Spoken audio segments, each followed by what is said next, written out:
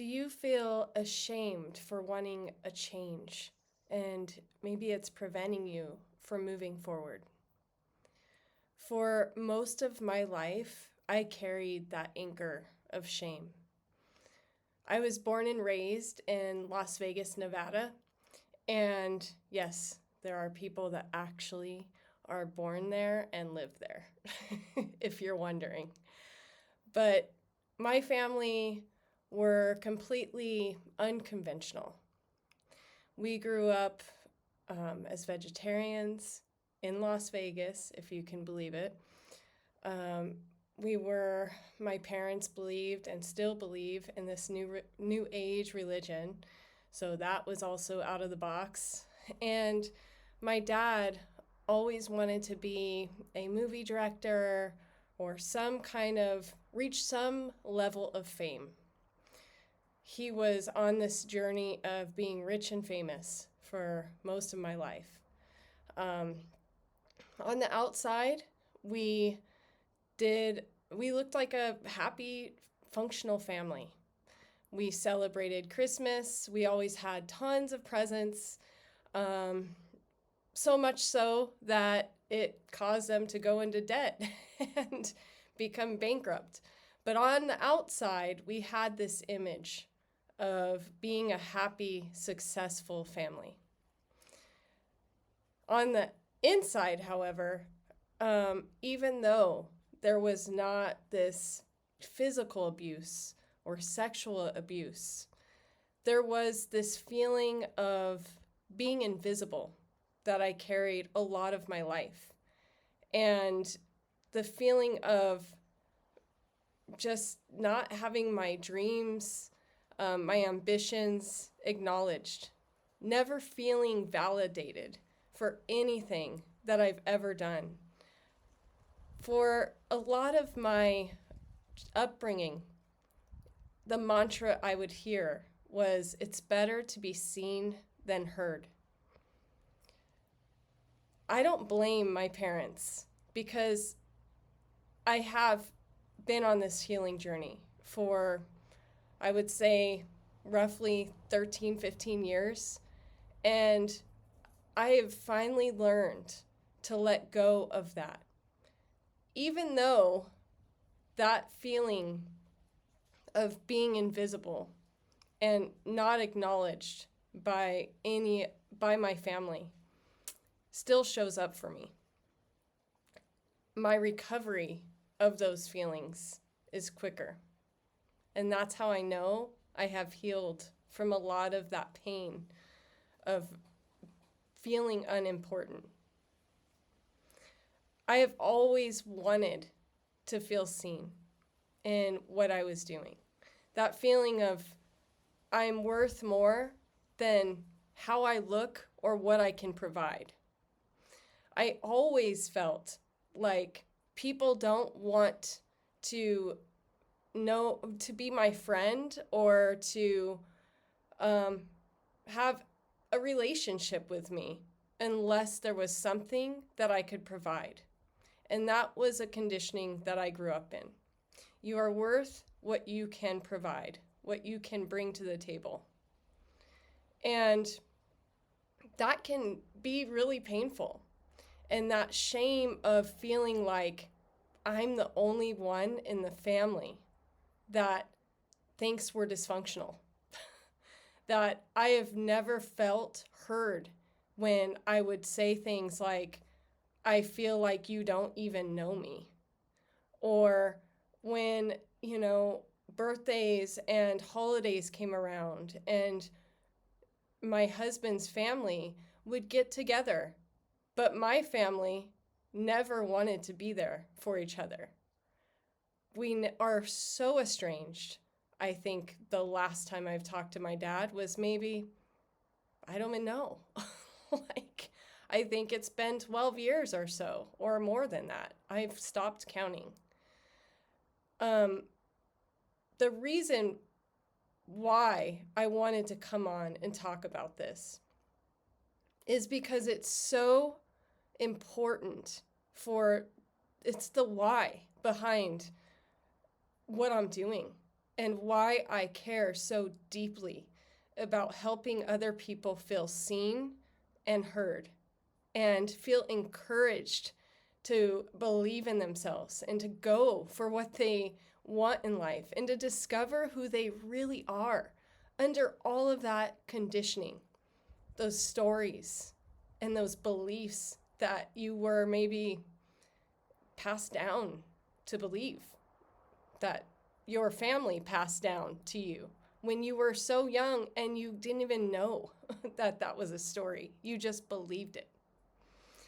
And unfortunately, that story of feeling unimportant, of not feeling good enough, not feeling worthy to belong to anything, it was definitely something in the back of my mind for through a lot of my endeavors. And it pushed me to be ambitious because I was seeking that validation and that acknowledgement that I never received. When I finally opened my salon, it was such a important event in my life because that salon became the mirror that challenged that belief that I was not important. Because it was such a new thing for me to lead others in an environment where I had employees.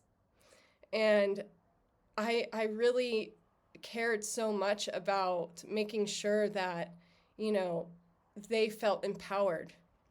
So I did everything I could to read about leadership, to listen to podcasts, and it really was the beginning of my healing journey, even though I didn't know it at the time.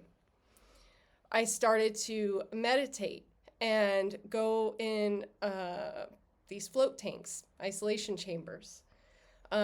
And I started to read so much about personal development and just becoming a better human. And in that journey of trying to become a good leader for others, I started to learn how to consciously lead myself in my inner culture. And what I noticed was the more that the culture on the inside started to change, and I started to lead myself with compassion. And I started to notice that, those stories that I would tell myself of not being good enough, of not being important, of all of these things, just being a total dick to myself, it started to manifest externally in the culture of my salon.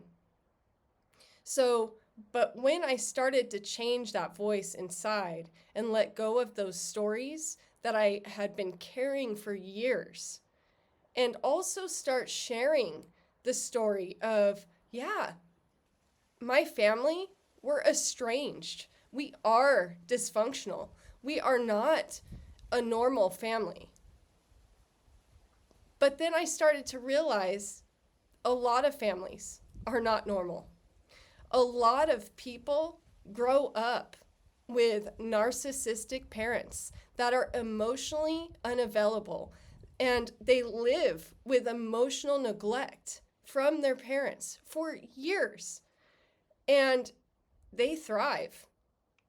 And I was doing the same thing on the outside for so many years. And it really wasn't until I started to see externally the culture at the salon, attracting people that were kind of like not in alignment with who I wanted to be. And it was just not like the best culture initially. And it started to make me realize, what is the culture inside my head? Like, what are the things that I'm believing? And really get curious. I was in this sort of downward spiral of depression and isolation, from myself for so many years. And on the outside, I looked happy. People may not have even realized how much I was struggling inside, including my husband. I would cry myself to sleep feeling so alone because I had also emotionally neglected myself. It wasn't until I started to let go, ground myself, meditate, journal, reflect, start tracking my emotional patterns that I could actually start to see these things that I was telling myself and I was kind of acting on. So that's definitely first thing is like really, ground yourself and think about some of the thoughts that are coming to your mind, the stories that you are coming up with. And then you can start to kind of get curious about that shame and where is it coming from? And is it something that you should carry? As I've healed from that shame and started to let go of that and understand that I am not the one that has the problem. And it is not my responsibility or in my control to fix my family. I finally have let go of that and feel so much lighter for that. That was something that I realized, that shame, when I thought I had healed from it with the salon and I was feeling so good about our culture. And it finally was matching what my internal culture felt like. I was finally living with my values and who I felt like I wanted to be. And then in 2021, that shame came back because my husband and I decided that we wanted a big change. And we really wanted to, get to know each other again. We were working so hard that we might have seen each other once on the weekend. Like, it was just like in passing, we had 3 businesses and we were just constantly going and going and going. And although we felt so good about where we were in our life, like we worked so hard to finally achieve what we have dreamt of for so many years. I had rebuilt that culture at the salon 3 different times. And, it was definitely like, it was more than just a brick and mortar to me. It was my heart and my soul. And it was the family that I never knew that I needed. And so when we were talking about having a change, where we were talking about selling all of our businesses and moving abroad to live here in Spain, that shame came back up for me. And I felt so incredibly guilty, like I was holding this secret of, I can't believe I would betray these people, that I would try to live a life for myself. And, that feeling of, I can't believe I'm going to let them down. It really made me feel stuck. So what I did was I doubled down on meditation. I went into that float tank once a week. And before I went there, I had this kind of grounding practice that I would do. Is I would sit there in meditation and I would do a body scan. What emotion am I feeling? Where do I want to let go?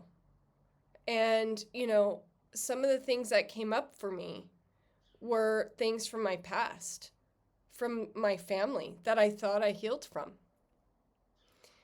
And so I did this practice where I would write down on a piece of paper the emotion and that story, whatever it was that I wanted to let go of. And when I went into the float tank, which those of you that are watching, if you don't know what a float tank is, it's literally like a enclosed room that you lay into kind of a shallow, lukewarm water that is salt water. And so it forces you to kind of to float. And you can have light or you can have music, but I would go in there in pitch dark.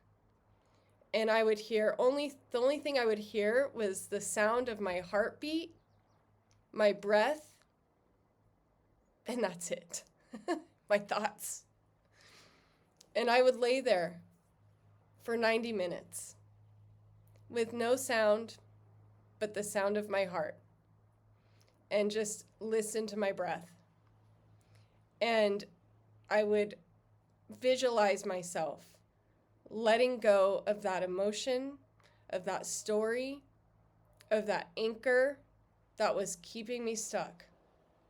And I would just let the paper go in that float tank. And it was such a healing therapy for me that I would do once a week. And I would come out of there, grab the piece of paper, did not leave it in. Sorry, this fly is killing me. It's about to get murdered. The perks of doing it outside. But I would grab the piece of paper and rip it up, put it in the trash, and I would feel so much lighter.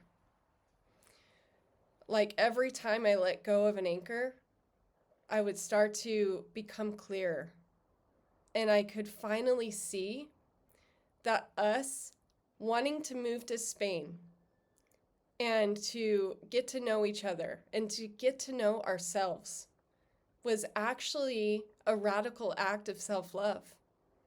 And there was I shouldn't be ashamed at all for it, because I was giving a gift to the next owner, a gift of a beautiful culture that was so many years in the making, that was a turnkey operation. So I started to change that kind of story, that emotion, which was an underlying fear, was telling me. And I began to feel really excited, and not, my feelings of being scared and, ashamed and guilty I started to let go of that. And especially after I was able to finally tell the people at the salon, because, if you've ever tried to sell a business, it's not like selling a house. You're selling everything in the business, including, the assets that make the business thrive. So the culture, the team, the everything. And if you were to tell prematurely, oh my God, prematurely, they could all leave because they're afraid of the unknown and what's going to happen. And is the salon going to completely change? I'm going to just leave, and then what? So we had to hold that secret of moving to Spain for a year. And it was hard, but also it was important, because I could let go of that feeling of shame and present the opportunity as something exciting for them to continue on this salon in their own way, and to make it their own kind of learning journey. And how exciting is that? So I started to feel less shame because of the internal work that I did. And the thing is it's very real to grieve for the living. And I never even knew that term. I never even really knew much about, narcissism or about emotionally immature people, parents. Like, I never knew any of that. So the thing that you really want to do is to make sure that you equip yourself with the knowledge and about these things. There's so many people that I'm going to put in I guess it's called show notes that I follow that help me feel seen. And also finding your support system, finding a friend that you can disclose some of these like feelings that you have, that you feel safe to tell. I have a friend, Jen, that she encouraged me to do this video today. I didn't want to. Because again, it sucks to feel like you have a dysfunctional family. Like, you want to not feel that way. I want to not share these kind of things because it makes me feel like, God, am I being a victim? I don't want to be a woe is me. But the thing is, when we live inside our heads, we can't heal. I think that growth is a collaborative process, and it requires getting outside of yourself. And the funny thing is, the thing that I remember the most about what fulfilled me and what made my heart feel bigger when I owned the salon was the fact that I could help people feel seen and heard and encourage them to believe in themselves when they didn't believe in themselves right away. And seeing them change and feel so excited about the things that they've discovered that they could do made me feel so excited and so fulfilled. So that feeling I had from not being seen and heard and feeling invisible for most of my life changed. I started to realize that by helping people feel seen, I start to heal myself. So that story of kind of feeling ashamed that I lived with this changed because I was able to help other people feel seen. And I don't have to have a family that sees me because I see myself and I haven't abandoned myself. And I've provided that safety within myself. So, and then I have the support system around me. So I hope that watching this, you start to realize that sometimes abuse doesn't mean, it's not excluded to physical or sexual or, oh, well, this is one that I was told a lot. You know, we never beat you, we never smoked or drank. So because of that, it made me feel like my feelings aren't validated. So I wanted to do this video today to give you permission, if you don't feel like you have it, to validate your feelings about how you feel to have these people that are supposed to be there for you in your life that aren't. And realize that grieving for the living is a long, messy journey.